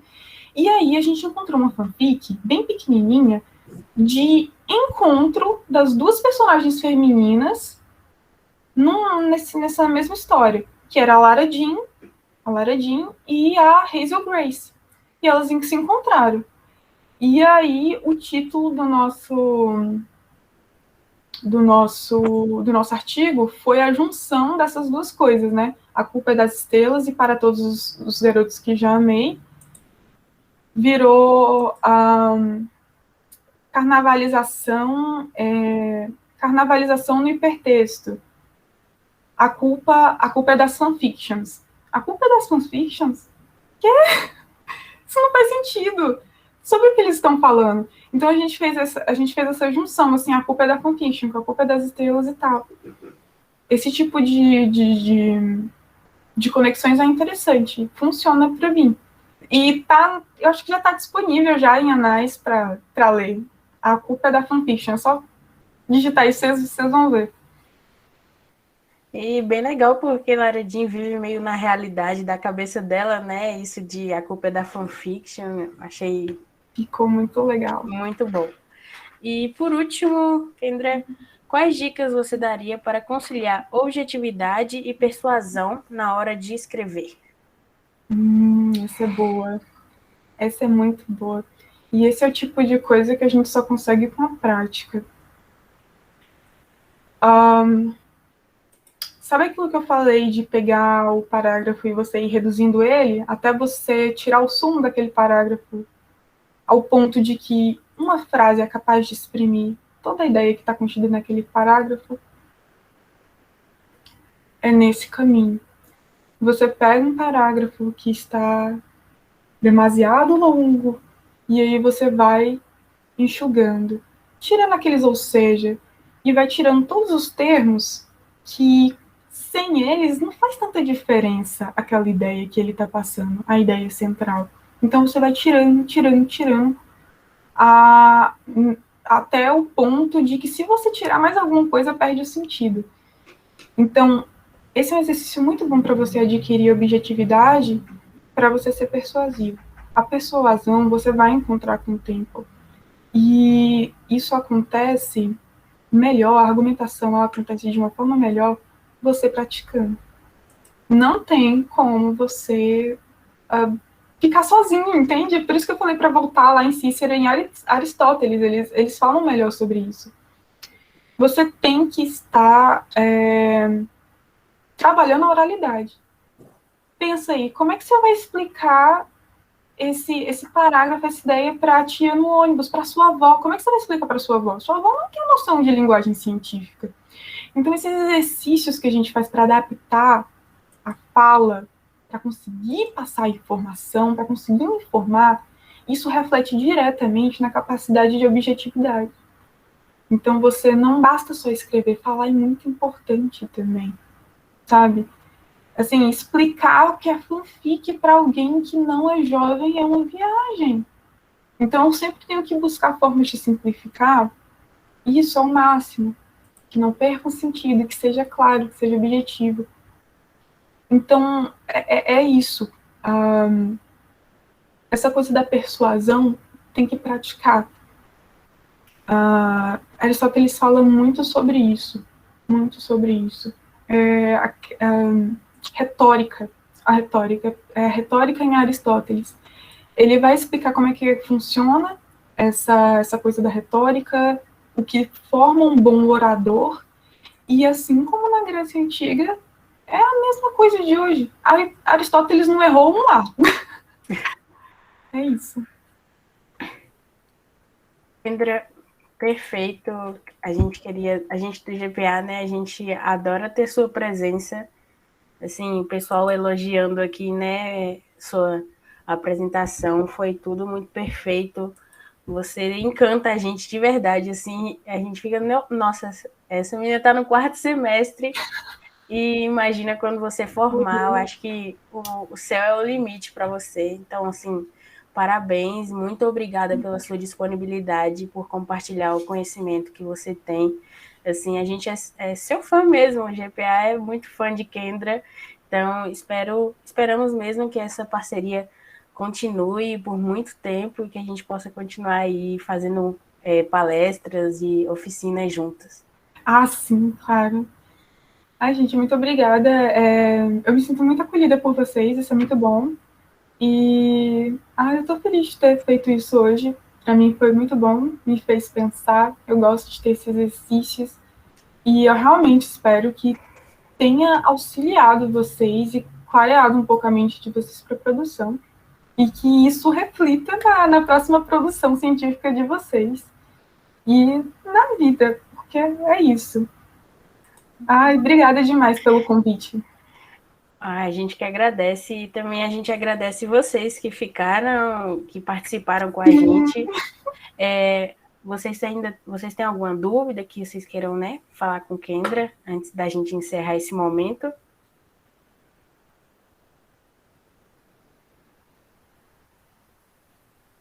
Só dizer que ela está de parabéns, viu? A palestra foi muito boa mesmo.